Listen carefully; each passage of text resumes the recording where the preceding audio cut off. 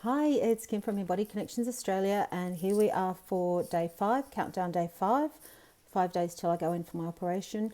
And I'd be lying if I said I wasn't a bit nervous about it and a bit apprehensive as the days get closer and closer.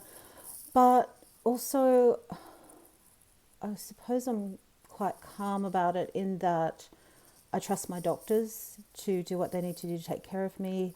I trust my body to do what it needs to do to get me through this and to heal.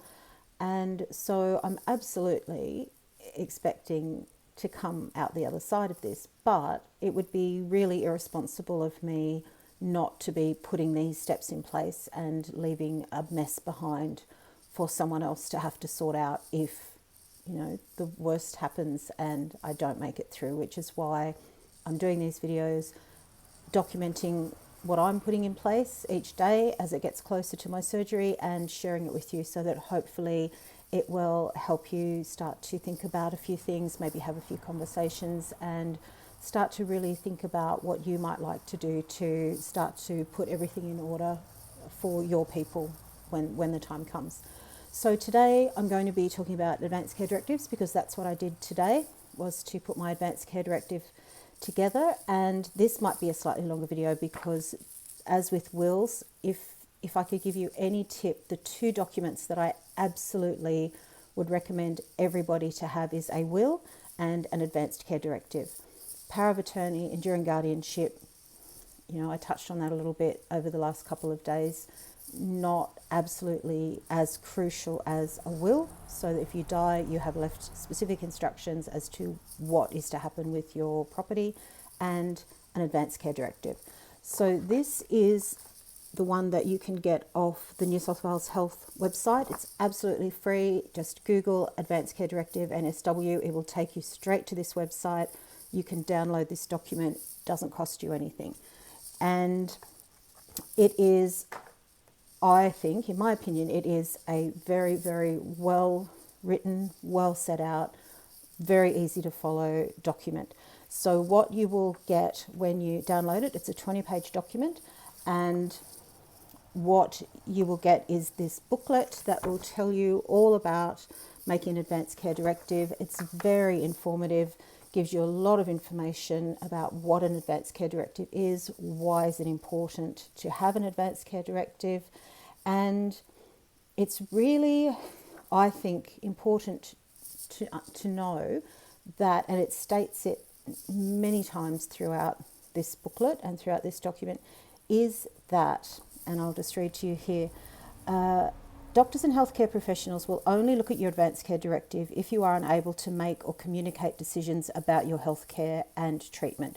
So that's the first thing that it's really important that you know, is that this doesn't override your own capacity to tell the doctors and the other healthcare professionals what you do and don't want done.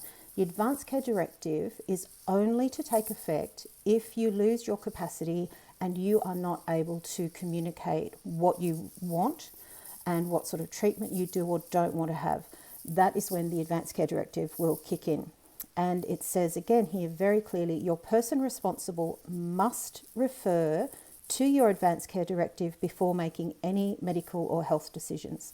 So this document is, as far as possible, the absolute gospel, and you are the one who gets to say exactly what you do and don't want to have, and your person responsible. And again, it says in the document, if you do decide to have an enduring guardianship, that your guardian must refer to the Advanced Care Directive and do what you have said you want done in your Advanced Care Directive. If you choose not to have an enduring guardianship, then you allocate, which is what I've done, and I'll show you that in a minute. You say who you want the responsible person to be, and they must follow what is in your Advanced Care Directive. Now, if you choose to do nothing, and that is a choice, it's not a choice that I would recommend, but it's absolutely a choice to just do absolutely nothing at all, then your next of kin, obviously, your legal next of kin, still would be the one who would make medical decisions on your behalf. However, they will make decisions based on what either they think is the best thing to have done, or what they think maybe you would like to have done if you haven't had that conversation with them, and if you haven't specifically and explicitly told them your thoughts on this, and if you haven't written them down, then they're going to be guessing. And having been through that experience, I can tell you that when people are upset and when they're stressed and when they're worried about their loved one who is in hospital and are trying to make decisions that they think are the best thing at that time, all it does is just add more stress and more worry to people who are already going through a lot of emotional turmoil.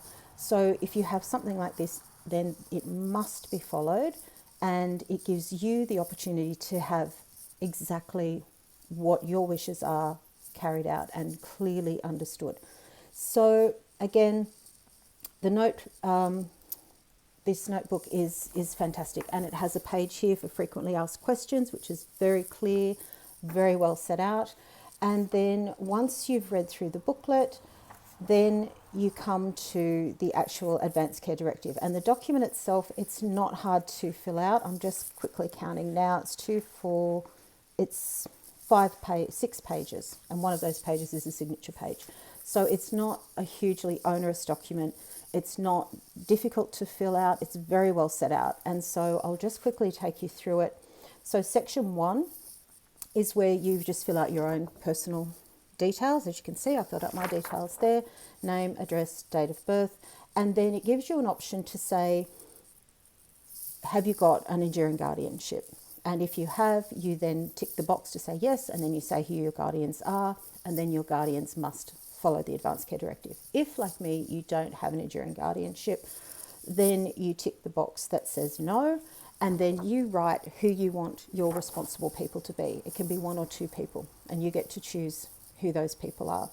And again, it sets out in the booklet that the person responsible can be either your guardian, if you have an appointment of enduring guardian, can be your spouse, same-sex partner, can be your carer, so not a paid carer, but someone who is caring for you already, or a close friend or relative. So it really gives quite a large option of people and different classes of people, categories of people that you can choose from to have as your person responsible. There's no requirement that it has to be a legal next of kin. So it's really a great opportunity to think about someone who understands you and understands what you want, and that once you've set your wishes out, they will respect those wishes and carry them out. So that's all section 1 is just simply your information. Section 2 is an opportunity to indicate what your values are, and it's called Personal Values About Dying. And it gives you a number of questions, just half a dozen questions, and you have an opportunity to say, if this were to happen, whether you think that life would be bearable or unbearable if that were to happen, or if you're unsure, you just say you're unsure. You don't have to, have an absolute definite answer. But obviously it's helpful if you can, again, give your person responsible an idea of where you would find life bearable and unbearable. And the things that it gives you the options are things like, if I can no longer recognise my family and loved ones, if I no longer have control of my bladder and bowel functions, if I can no longer feed, wash or dress myself, if I can no longer eat or drink and need to have food given to me through a tube, then I would find life bearable or unbearable or not sure. So it gives you half a dozen options just to let people know what you would consider a good quality of life, or where you would like to have interventions to keep you in that state if these things happened, or whether you would not want any medical intervention if that was going to be the quality of life that you're going to have at the end of that. Now, again, there are things that doctors have to do in terms of administering pain relief and things like that. So some things they're medically and legally, ethically bound to do. But again, it's just a great opportunity to actually state your values and let people know where you stand on various things. And if you don't want to complete that, and the rest of the document gives you this option, If you don't want to complete section 2 and you're not sure what your values are and you don't really want to say, you just sign that section to say, I don't want to complete this section. And the reason they ask you to sign to say that you don't want to complete it, as you can see I have completed it, is so that they know very clearly that you haven't just forgotten it or overlooked it, that you have made a deliberate conscious choice not to put that information in. So they just ask you to sign at the bottom of that page to say that you don't want to fill that information in. And again, the other question it gives you is, at the end of my life, when my time comes for dying, I would like to be cared for, if possible, at home or in a hospital. Now, I've indicated that on mine. Obviously, in this situation, if something does happen, then I'm already going to be in a hospital. There's very little chance that they would then send me home. But it gives me the chance to really express my wishes and say, look, if this is possible and logistically possible, this is what I would like to have happen. And then it gives you a section to say some statements. And I have, as you can see, I've just filled that in, just a couple of statements. Again, just indicating what I would like to have happen and what my thoughts and my feelings are around that. So that's section 2, very straightforward. Section 3 is then your directions about medical care. And again, they're very simple things. So whether or not you would accept or not accept CPR. So that's basically a do not resuscitate clause. And you get to say what your preference is there and what other medical treatments you would or wouldn't want to have done to you if you were unable to let them know at that time. And again, there's an option if you don't want to complete that, then you just sign that section to say that you've chosen not to. Section 4 is an organ and tissue donation box. Now, as we know, it's no longer on the licenses. You have to actually opt in if you want to be an organ donor. And this is just another way of expressing your wishes around that, around your organ and tissue donation, and making sure that you have discussed that again with your family, because they will be asked to give permission. So again, if you've set out very clearly in your Advanced Care Directive whether you do or don't want to donate your organs, that will help them when the time comes to make that decision. And again, as the other pages, if you don't want to fill that in, you can sign down the bottom to say that you've chosen not to. And then section 5 is simply where you sign it and date it. They recommend it doesn't affect the legality of your Advanced Care Directive. So if you don't have it witnessed and if you don't have it signed by a GP, again, it says very clearly down the bottom of that page, it is not legally required that you have a GP sign it or that you have it witnessed to make it effective. But it's obviously recommended. Again, because I'm doing this just in case, not because I'm seeing it as necessarily a long-term thing, even though I would absolutely go and put another one in place. But this is just if something were to happen during my hospital visit. And so I haven't had it witnessed, and I don't have a regular GP. And again, most people don't have, it's not like, years ago where you had a family doctor. Now, GPs chop and change. But again, if you do have a GP that you see, it's always a good idea to take this to them. They then sign it to say that they consider that you have the capacity, the legal capacity to complete this document. And it's also a good idea just to let your GP know that you have one. So as I said, I'll be taking this to hospital with me, but I'm not going to get a GP to sign it. And this is just my little tip to you.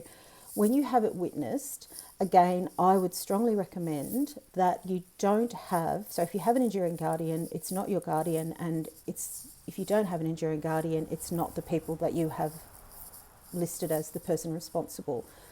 Don't have those people witness your signature. It's best to just have someone completely independent witness your signature. And again, it just gets away from any suggestion that you have been coerced or that you've been pressured into filling out this document if the person who has witnessed your signature on the document is the person who is going to be in charge of making those decisions. So it's just another little tip that it's a good idea to just have somebody else just come and witness your signature, and that's all they're doing. They don't have to read the document, they don't have to know what's in it. All they're doing is saying that they saw you sign the document and that you signed it, basically of your own free will. So that is my tips around the Advanced Care Directive. It's a fantastic document. Again, I highly, highly recommend that you download it. Doesn't cost you anything, easy to fill out, very clear to fill out, and it's a really, really great way to make your wishes known and respected and that's it for today. I'll be back tomorrow. Until then, take care. Much love.